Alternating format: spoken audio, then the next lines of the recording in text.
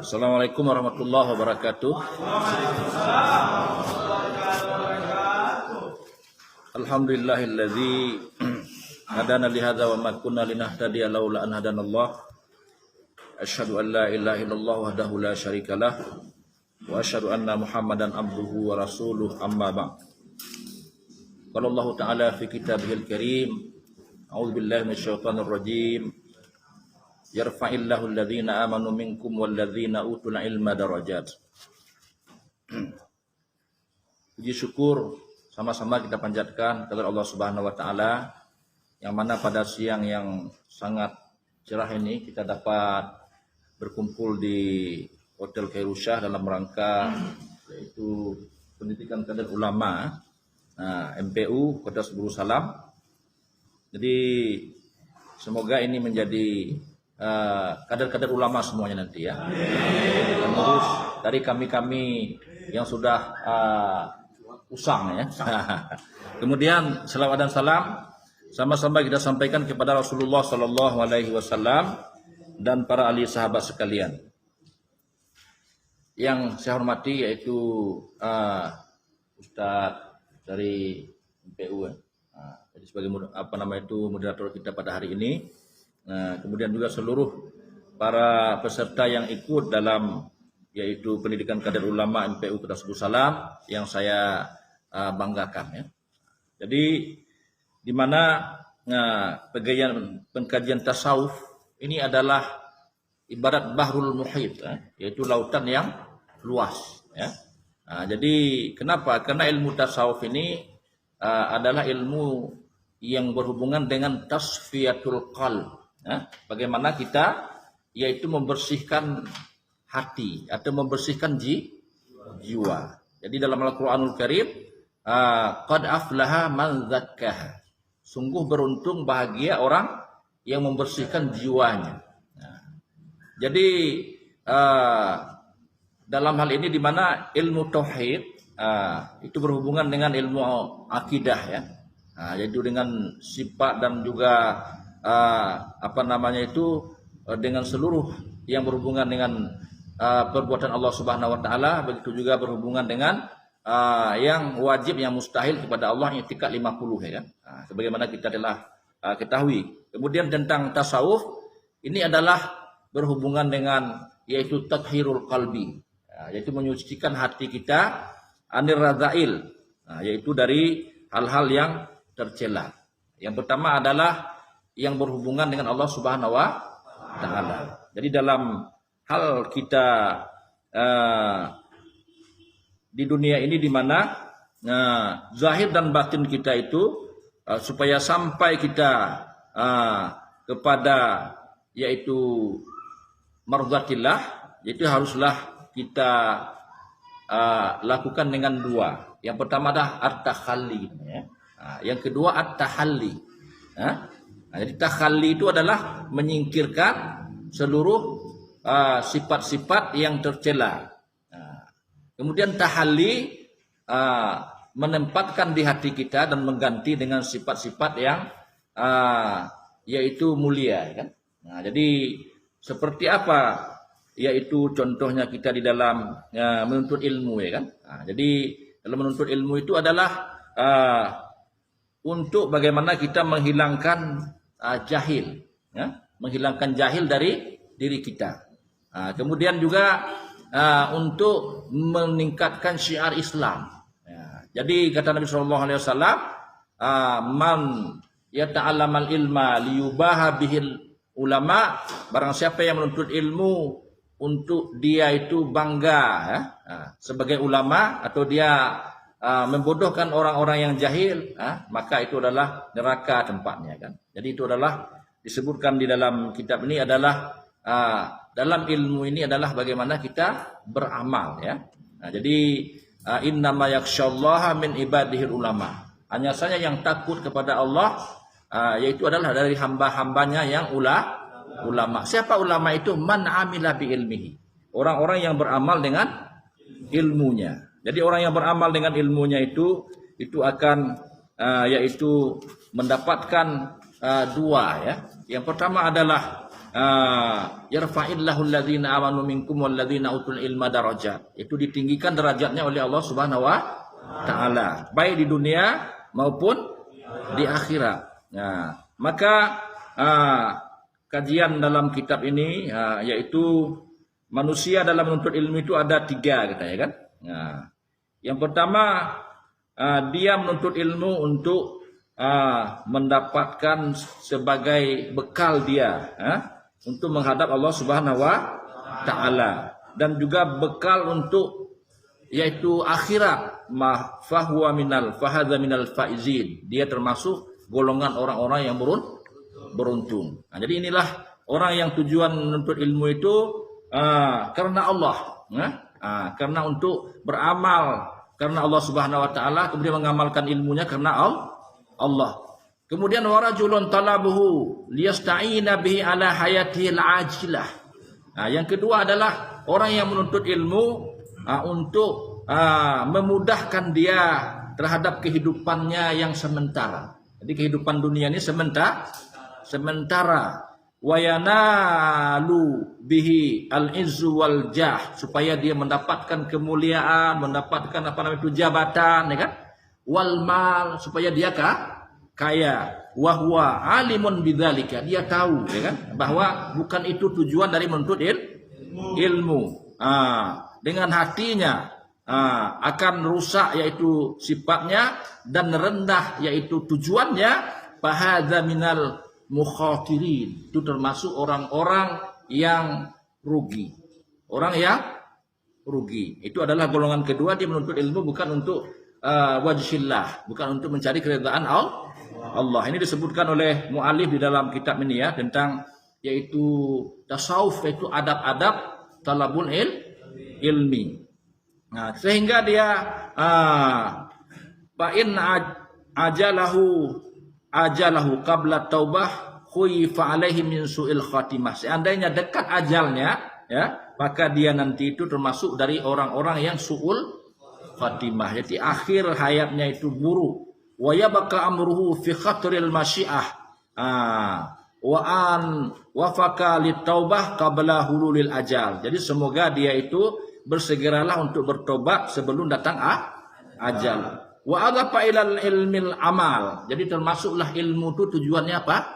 Amal. Jadi man amila amalan allamallahu ma lam ya'lam. Barang siapa yang mengamalkan suatu ilmu, maka Allah ajarkan banyak ilmu. Wattaqullah wa yu'allimukumullah. Bertakwalah kamu kepada Allah, niscaya Allah akan mengajarkan kamu. Jadi ada ilmu yang namanya ilmu yang kita tuntut, ya, itu adalah dengan belajar, kan, dari yaitu pendidikan, baik dari pesantren, ya, dari sekolah, dari universitas, ya kan. Yang kedua ilmu laduni, itu ilmu amal. Allah Subhanahu wa taala memberikan dengan sebab kita beramal, bersungguh-sungguh bermujahadah di dalam kita beramal. Yang ketiga yaitu orang menuntut ilmu adalah istahwaza alaihi syaitan. Yaitu orang-orang yang dikuasai oleh setan. Fattakhadha ilmahu dzari'atan ila takatsuri bil ma. Sehingga dia menuntut ilmu itu supaya dia mengumpulkan banyak harta. Kemudian wattafakhur bil jah, dia membangga-banggakan dengan kemuliaannya. Watta'azzus bi kasratil ittiba, dan dia itu merasa terpuji, mulia dengan banyak pengikut. Oh, banyak kali pengikut saya, karena gitu kan. Banyak kali orang yang bangga dia, kan. Jadi itu adalah model yang ketiga dari orang yang menuntut ilmu. Yadkhulu bi ilmihi kullu madkhal raja'an ayyaqadha minad dunya wa tarihi. Dia itu menuntut ilmu semuanya tujuannya dunia dan semua yaitu isi dunia. Wa huwa ma'a dzalika yalmuru bi nafsi anna indallah bima kana natin la tusamihi bisimatil ulama. Jadi di sisi Allah Subhanahu wa taala tidak ada sedikit pun dari orang yang menuntut ilmu karena demikian itu dari sifat-sifat ulama. Jadi sisi Allah itu bukan ulama. Bahkan disebutkan dalam kitab ini yaitu termasuklah dia itu ulama su namanya. Ulama su, yaitu orang yang menuntut ilmu di dunia. Kemudian dalam ilmu juga yaitu adalah supaya kita beramal dengan ilmu itu kan. Kalau kita menyampaikan ilmu, kita tidak mengamalkan, kita kena. Allah berfirman, ya ayyuhalladzina amanu lima taqulu ma la taf'alun. Wahai orang-orang yang beriman, kenapa kamu sampaikan, kamu katakan apa yang tidak kamu kerjakan. Kita ceramah, kita menyampaikan, tapi enggak kita amalkan, ya kan? Kabura maqtan indallah, itu menjadi dosa besar di sisi Allah Subhanahu wa taala. Maka Nabi SAW mengatakan, saya lebih takut dari yang bukan dajjal, daripada orang yang demikian itu, ya kan? Jadi lebih takut Nabi itu kepada orang yang sifatnya demikian daripada sifat dajjal. Jadi faqila wa ma huwa ya Rasulullah? Siapa mereka itu ya Rasul? Ulama usu, yaitu ulama-ulama yang jahat. Ulama apa namanya?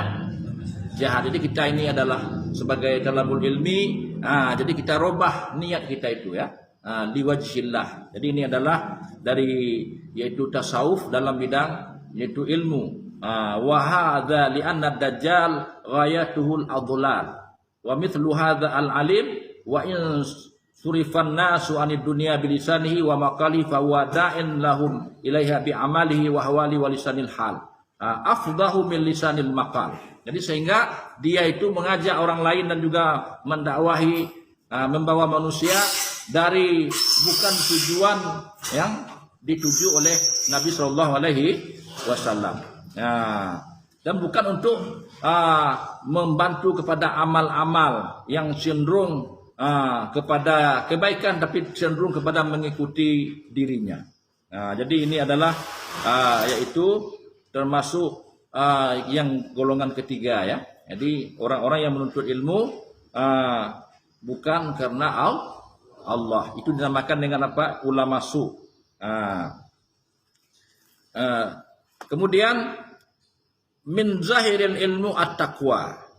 Jadi untuk ilmu itu nampak dari ilmu yang sudah kita tuntut, yang sudah kita pelajari apa? Takwa. Apa itu? Ketakwaan. Jadi setelah orang berilmu itu sebelum dia memerintahkan orang lain salat jamaah, dia duluan salat jamaah. Ya. Sebelum dia mencegah dari kemungkaran, dia mencegah dirinya dari kemungkaran, ya kan?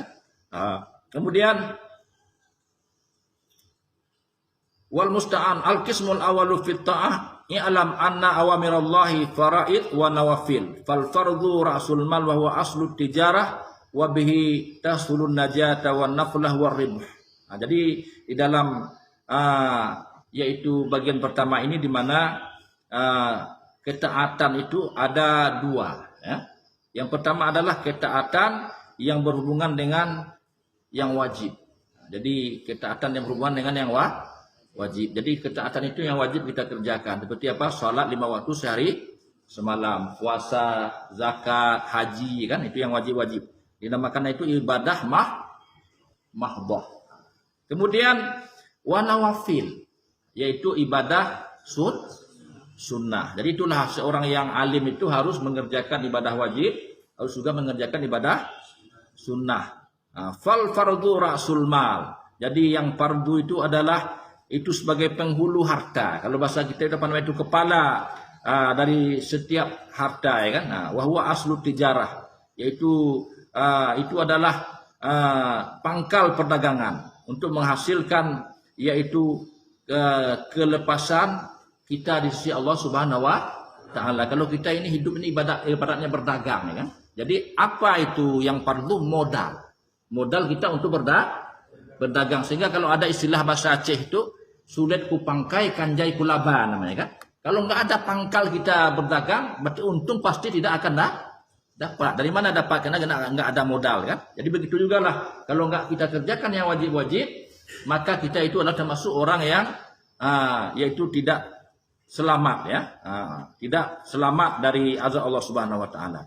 Wa nafluhu waribhu.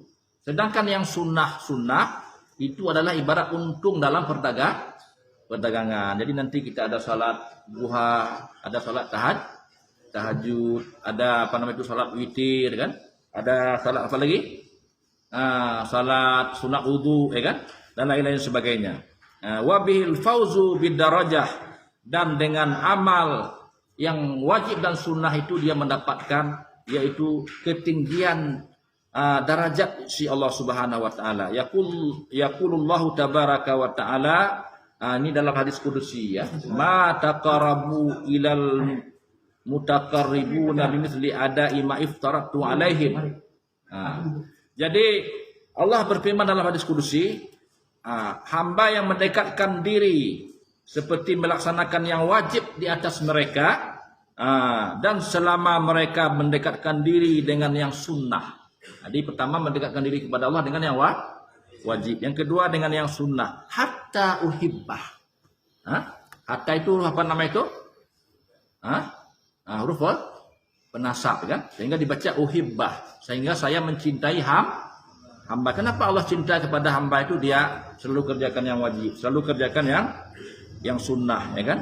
Fa idza hababtuhu, apabila saya sudah cinta kepada hamba itu, kuntu sam'uhu alladhi yasma'u bihi. Jadi adalah pendengarannya yang dia mendengar dengannya, penglihatannya dia melihat dengannya, lidahnya yang dia berbicara, tangannya yang dia ulurkan, ya, kakinya yang berjalan dengannya. Walan tasila ayyuhat talib ila qiyam. Jadi itu adalah selalu dalam lindungan Allah Subhanahu wa taala. Jadi orang-orang yang dekat sama Allah itu semuanya dijaga oleh Allah. Jadi sehingga para wali-waliullah itu Allah berikan apa namanya itu kelebihan-kelebihan, ya. Sehingga Umar bin Khattab itu termasuk adalah kekeramatannya Umar bin Khattab. Beliau lagi khutbah di apa namanya itu di Madinah, lagi khutbah di Madinah. Kemudian dia mengirim yaitu pasukan, mengirim pasukan apa namanya itu ke Romawi, ya, sebanyak 17.000 pada waktu untuk menundukkan, memerangi Romawi pada waktu itu. Sehingga pasukan itu jam tepatnya lagi khutbah Jumat Umar bin Khattab di Madinah. Pasukan ini ragu apakah naik ke gunung atau tidak naik ke gunung, ya.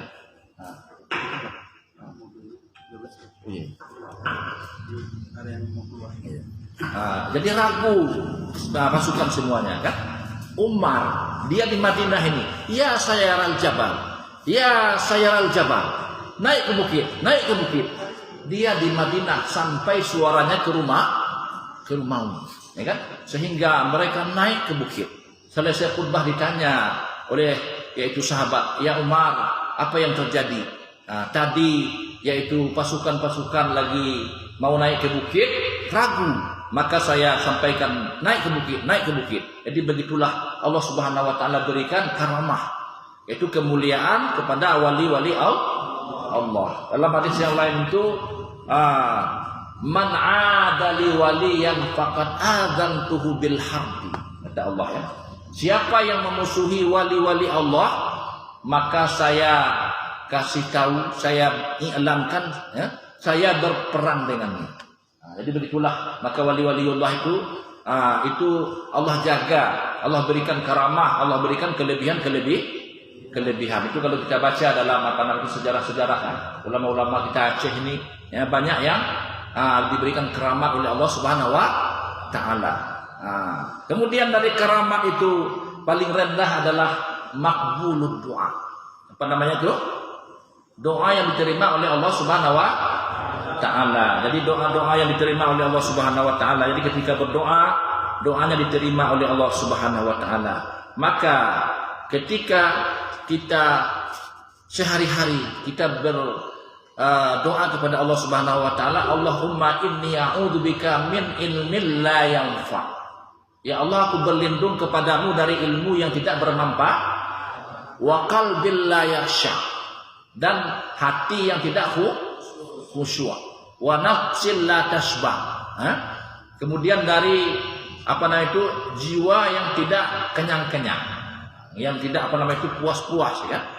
Kemudian apalagi wa min amalin lam tuqbal, ya, dan dari amal yang tidak diterima oleh Allah Subhanahu wa taala. Jadi itu adalah doa yang didoakan Nabi sallallahu alaihi wasallam ya. Nah, kemudian walan tasila ayyuhat talib ila al-qiyam bi awamirillahi ta'ala illa bi muraqabati qalbika. Dan kamu tidak sampailah kepada mendirikan perintah-perintah Allah Ta'ala kecuali dengan muraqabah hatimu kepada Allah Subhanahu wa taala. Jadi hati kita ini muraqabah dengan Allah. Wa jawarihika, dan juga muraqabah jasad kita dengan Allah. Jadi bagaimana kita muraqabah sehingga kita ingin melaksanakan sesuatu amal itu? Dalam sebuah hadis al-ihsan an ta'budallah ka'annaka tarahu fa illam tarahu fa innahu yaraka. Inilah tingkat tasawuf tertinggi. Tingkat tasawuf tertinggi itu yang derajat ihsan. Derajat apa? Ihsan. Apa itu ihsan kata Nabi? Kamu menyembah Allah seakan Allah kamu lihat. Dengan apa kita lihat? Biqalbi. Dengan hati. Jadi orang-orang yang sudah muraqabah dengan Allah dengan hatinya, dia ketika dia sholat, jadi dia sudah menikmati sholatnya. Jadi sehingga ada seorang sahabat Nabi SAW, dia sholat. Selesai salam, apa kata Nabi? Lam tusalli. Kamu belum sholat. Kemudian salat dia lagi. Lam tusalli. Kamu belum sholat. Sampai 3 kali dia ulang, kamu belum sholat, kamu belum sholat. Sehingga apa kata Nabi? Apabila kamu sholat, apabila kamu sholat ruku', hendaklah kamu tumak ninah. Tumak ninah itu adalah berhenti sejenak. Jangan seperti apa namanya itu, sholat kita itu seperti ini kan. Jadi ada kemarin itu di apa sholat 20 rakaat 7 menit kan itu kan. Salat tarawih 20 rakaat 7 menit. Jadi paling kurang kita ini kalaupun enggak kilat khusus, kilat lah gitu kan. Paling kurang 3 menit, 5 menit ya kan. Jadi tumak ninah di ruku', tumak ninah di i'tidal, tumak ninah di sujud ya. Tumak ninah diduduk antara dua sujud. Paling kurang kita membaca subhana rabbiyal azimi wa bihamdi minimal 3 kali. Misalnya kita salat sunat tambah, ingin lama lagi, ingin khusyuk lagi, ingin apa lagi kan, tambah 10 kali, ya kan? Tambah 20 kali. Di salat sunat. Tapi jangan nanti salat wajib. Begitu kita menjadi imam kan, begitu kita apa bantailah surah Yasin kan. Jadi sehingga besok jamaah tak mau lagi keluar kan. Kenapa? Ustaz itu panjang kali baca suratnya. Kemudian talib rahimahullah, jadi haruslah diri kita, kemudian juga jiwa kita, hati kita, tubuh kita itu muraqabah dengan Allah Subhanahu wa taala. Ma'lam anna Allah taala muttali'un ala dhamiri. Ketahuilah Allah Subhanahu wa taala itu memantau, melihat, memperhatikan yaitu batinmu, dan juga memantau zahirmu, dan batinmu, dan juga mengetahui semua yaitu detik-detik dalam setiap langkahmu ya. Jadi semua pergerakan kita itu wa khataratika, dan semua yang terbesit di dalam hati kita. Jadi niat-niat kita apa nama itu haruslah kita perbaiki kepada Allah Subhanahu wa taala, sangka kita. Jadi itu paling utama, itu berbaik sangka kepada Allah, berbaik sangka kepada manusia. Bagaimana ana inda dhanni abdi bi, kata Allah, saya sesuai dengan sangkaan hamba. Kalau dia sangka dia susah. Kalau dia sangka dia mudah. Kalau dia sangka dia kaya. Kalau dia sangka dia miskin. Jadi Allah itu adalah maha, yaitu adil, sesuai dengan sangkaan kita. Wa annaka fi mukhalatika wa khalwatika mutaraddidun baina yadayhi, dan kamu ketika kamu sendirian, ketika kamu yaitu bersunyi-sunyi, itu selalu berada di sisi Allah Subhanahu wa taala. Berarti di pantauan Allah Subhanahu wa taala, fala yaskun fil mulki wal malakut sakinun wala taharrak mutaharrikun illa wajabarus samawati wal muttali'un alaihi. Tidaklah yaitu di langit dan juga semua alam-alam malakut dan jabarut itu ya, alam langit dan bumi itu tidaklah bergerak, tidaklah diam kecuali dengan yaitu kehendak Allah Subhanahu wa taala. Jadi langit dan bumi itu di muttali'un alaihi ya'lamu kha'inatal a'yun. Dia mengetahui yaitu bagaimana mata kita itu yang melihat ya. Dengan khianat, artinya melihat kejelekan, ya kan? Wa ma tukhfis sudur, dan juga apa yang tersembunyi dalam jiwa kita. Ya'lamu sirra wa akhfa, mengetahui yang rahasia dan yang tersembunyi. Jadi itu adalah muraqabah. Itu adalah tingkat paling tinggi dalam ilmu tasawuf. Jadi kalau nanti ditanya apa ilmu tasawuf yang paling tinggi, itu ihsan. Apa itu ihsan? Muraqabatullah fil ibadah, wa fil harakah, wa fil qiyam, wa fil diam ya. Jadi baik kita lagi lagi berdiri, lagi duduk, lagi tidur kan. Begitu juga lagi bicara, lagi diam. Jadi kita itu selalu diamati oleh Allah. Jadi begitu. Fata'addaba ayyuhal miskin zahiran wa batinan baina yadaillah ta'addubal abdi. Jadi kita itu berakhlaklah wahai orang miskin. Jadi kita itu namanya miskin di sisi Allah ya. Miskin kita terhadap yaitu keampunan Allah. Miskin kita itu dari rahmat Allah, sehingga kita merasa miskin di hadapan Allah Subhanahu wa taala ya. Di zahir batin kita itu beradab di sisi Allah Subhanahu wa taala dengan adab seorang yaitu budak. Jadi kalau seandainya seorang budak itu bekerja dia sama majikannya, ambil. Jangan ambil, jangan. Jadi begitulah dia itu az-zalilul mudhnib fi hadratil mulkil jabbar, yaitu seorang yang hina, yang berdosa di hadapan Allah yang maha perkasa, yang maha kuat. Wajtahid alla yaraka maulaka haitsu nahaka wala yafqiduka haitsu amarak. Ini kata-kata yang sangat dan bersungguh-sungguhlah bahwasanya Allah tidak melihatmu ketika dia melarangmu ya, dan tidak hilang darimu ketika memerintahkanmu. Subhanallah ya, bahasa yang sangat indah. Walan takdir ala dzalika illa bi antuzi'a awqataka. Jadi tidaklah mampu demikian itu kecuali dengan kamu gunakan waktumu dan juga seluruh waktu-waktu kita yang ada ini. Jangan kita hanya sibuk dengan sekarang istilahnya Ustaz? Yang online itu? SKTR kan. Jadi istilahnya nanti di mana duduk 60K kan itu kan. Berapakah semalam katanya? Apakah atau T? 5T gitu kan? B ya. Allah ya. Luar biasa ya. Jadi itu ya, jangan sibuk dengan hal-hal yang kata Nabi dalam sebuah hadis, min husni Islamul mar'i tarku ma la ya'ni. Sebaik-baik Islam seseorang itu adalah meninggalkan yang tidak berguna.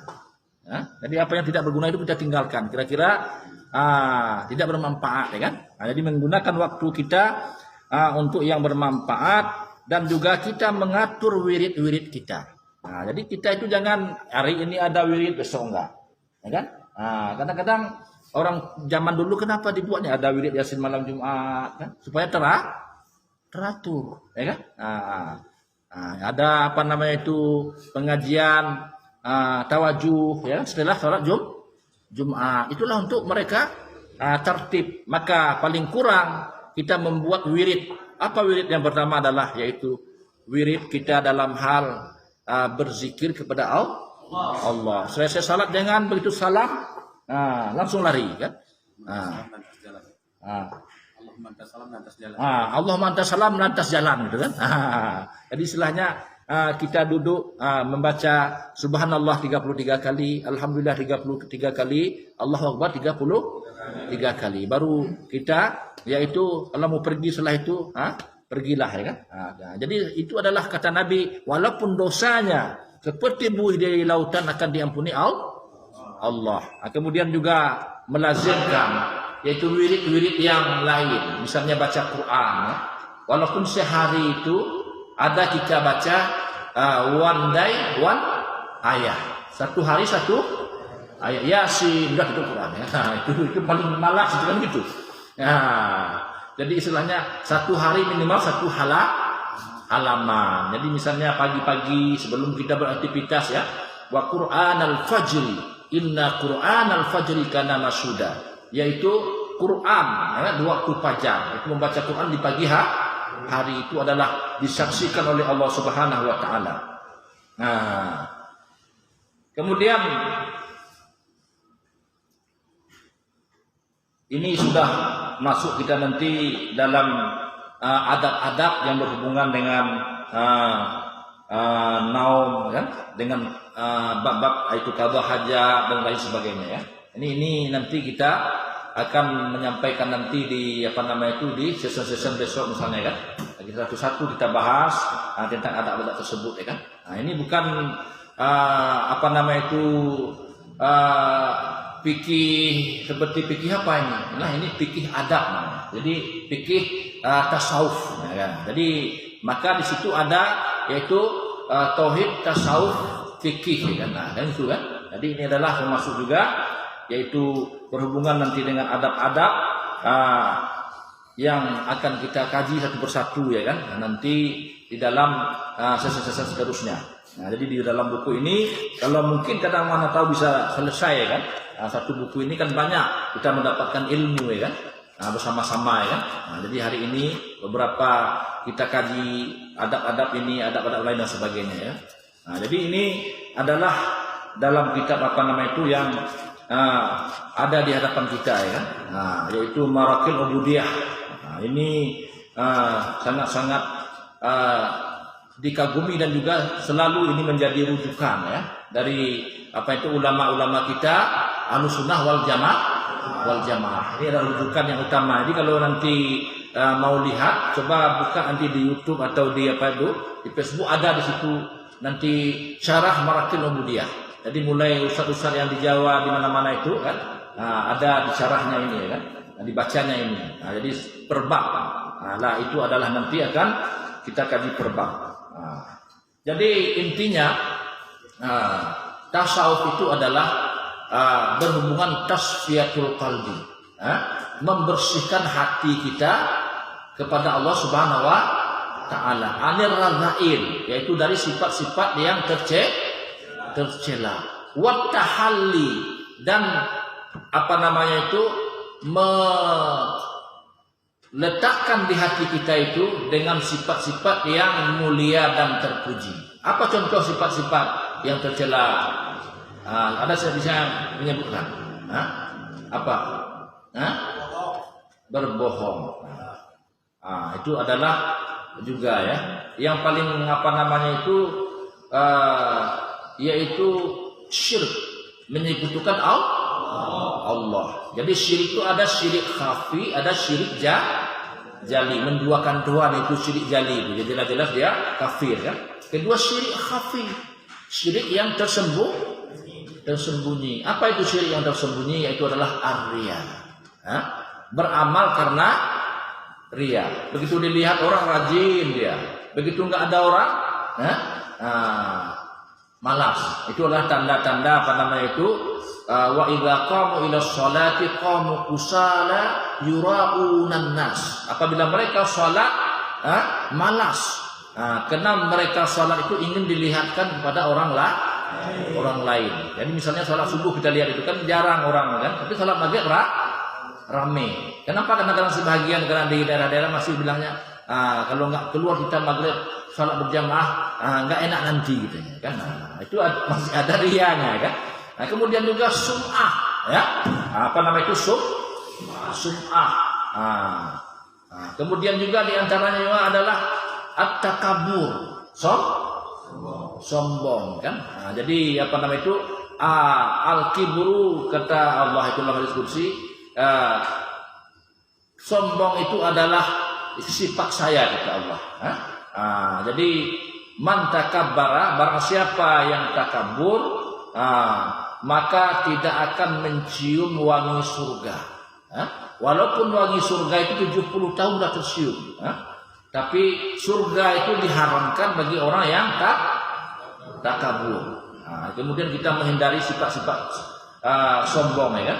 Baik sombong kepada Allah ataupun sombong kepada manusia. Kemudian juga hasad. Apa itu hasad? Dengki. Dengki. Jadi dengki itu apa? Tidak istilahnya SMS, ya. Apa itu SMS? Senang melihat orang susah, susah melihat orang senang. Ada sekolah itu beli kereta baru kan, dia sudah demam kedinginan, ya kan. Begitu beli apa namanya itu kulkas, dia kepanasan kan. Begitu beli apa namanya itu tetangganya rumah baru, ya kan, sehingga dia bisa stroke, dia kan, gitu kan. Jadi apa namanya itu dan juga ingin hilang nikmat dari orang lain. Maka oleh sebab demikian kata Nabi SAW, untuk menghindari sifat apa namanya itu hasad itu adalah yaitu undur ila man asfala minka. Lihatlah kepada orang yang lebih bawahan dari kita dalam perkara dunia. Jadi misalnya dalam perkara dunia itu jangan lihat ke atas. Sebulan itu sudah ada rumah baru, sudah apa namanya itu mobil baru dan sebagainya, kan. Jadi kita nggak boleh apa itu tiru dan nggak boleh lihat ke situ. Tapi lihat orang yang di bawah kita. Allah tajra daru ni'matallahi alaikum, supaya tidak yaitu meremehkan nikmat Allah terhadap kita. Jadi itu adalah sifat hasad, ya. Kemudian juga yaitu emosi, ya kan? Emosi. Jadi Nabi SAW itu pernah ditanya oleh seorang sahabat. Jadi Nabi itu ketika dia ditanya jawabannya beda-beda, ya. Ketika suatu hari ditanya, ya Rasulullah, ayul amalil afdal ya Rasulullah, apa amal yang paling mulia ya Rasul? As-salawatu fi awqatiha, itu salat awal waktu. Besok datang laki-laki yang lain, apa amal yang paling mulia ya Rasulullah?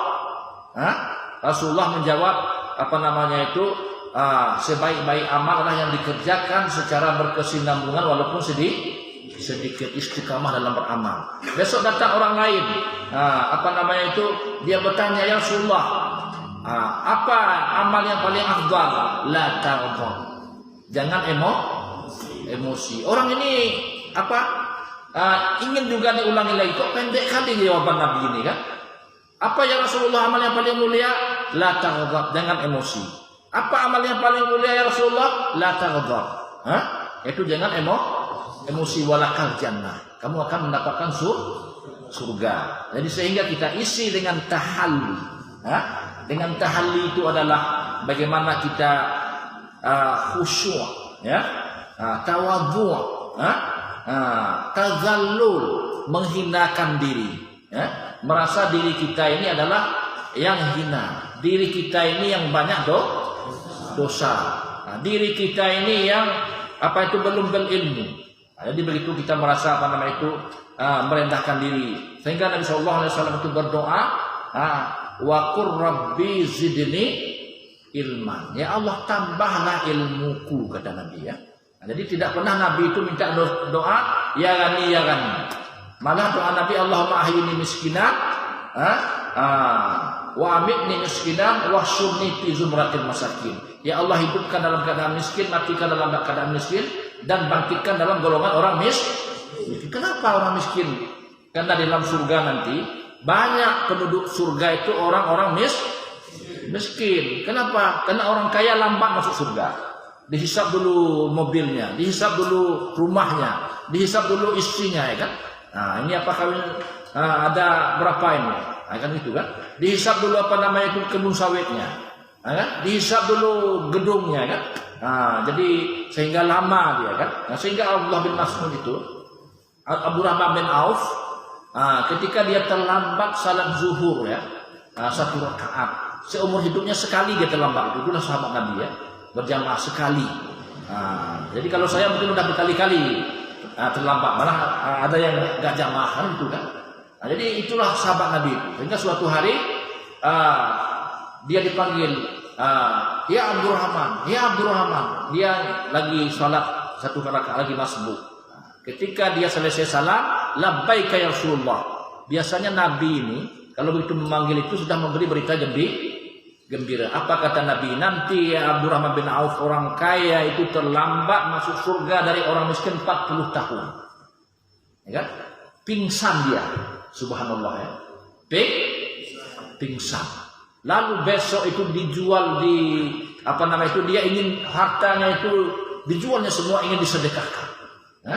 Apa yang terjadi? Karena pada waktu itu terjadi busuk kurma di Madinah, sehingga harga kurma turun, sehingga Abdurrahman bin Auf membeli kurma-kurma orang miskin di Madinah itu semuanya dengan hartanya habis.